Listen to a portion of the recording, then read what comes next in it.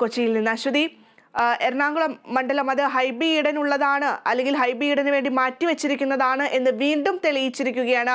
ഈ സ്ഥാനാർത്ഥി നിർണയമൊക്കെ ഉണ്ടായ സമയത്ത് പ്രതിപക്ഷ നേതാവും അതുപോലെ തന്നെ മറ്റ് കോൺഗ്രസ് നേതാക്കളൊക്കെ പറഞ്ഞിരുന്ന ഒരു കാര്യമുണ്ടായിരുന്നു. അതായത് എറണാകുളം മണ്ഡലത്തിൽ ഹൈബിയാണ് ഷൈൻ ചെയ്യാൻ പോവുക എന്ന് പറഞ്ഞിരുന്നു. എന്തായാലും ആ ഒരു രീതിയിലേക്ക് തന്നെയാണ് കാര്യങ്ങൾ പോകുന്നത്.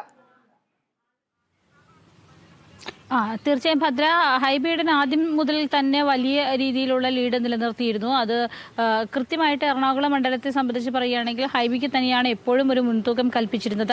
മുൻ വർഷത്തേക്കാൾ കൂടുതൽ മാർജിൻ വർദ്ധിപ്പിക്കുകയാണ് ഹൈബി ഇത്തവണ ചെയ്തിട്ടുള്ളതെന്നാണ് ഈ ഘട്ടത്തിൽ മനസ്സിലാക്കുന്നത്. വലിയ കൃത്യമായ ഭൂരിപക്ഷം, ഒരു മൃഗീയ ഭൂരിപക്ഷത്തിലൊക്കെ തന്നെ ഹൈബിക്ക് മുന്നേറാൻ ആദ്യഘട്ടം മുതൽ തന്നെ സാധിച്ചിട്ടുണ്ട്. അത് പലപ്പോഴും പ്രവചിക്കപ്പെട്ടിരുന്നത് തന്നെയാണ്. പ്രചരണ സമയത്ത് മാത്രമല്ല, ആദ്യം മുതലേ തന്നെ ഹൈബിയാണ് ഇവിടുത്തെ എറണാകുളത്തെ സ്ഥാനാർത്ഥി. ഹൈബി അല്ലാതെ മറ്റൊരാൾ കോൺഗ്രസിന് ഇവിടെ കണ്ടെത്താൻ സാധിക്കില്ല തീർച്ചയായും.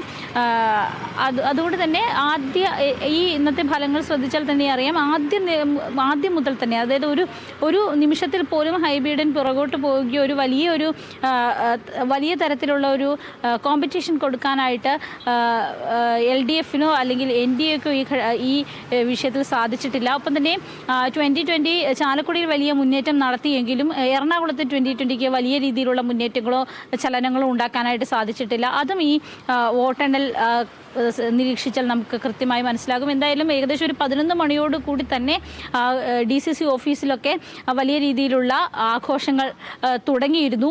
ഹൈബി ഈഡൻ മാധ്യമങ്ങളെ കണ്ടു. അതിൽ അദ്ദേഹം പറഞ്ഞിരുന്നത് ജനങ്ങൾക്ക് നന്ദി പറയുന്നു എന്ന് തന്നെയാണ്. മാത്രമല്ല, തൃശ്ശൂരിലെ സുരേഷ് ഗോപിയുടെ വിജയം തീർത്തും അപ്രതീക്ഷിതമായി പോയി. അത് കോൺഗ്രസ് പ്രവർത്തകർക്ക് വലിയ നിരാശയുണ്ടായി.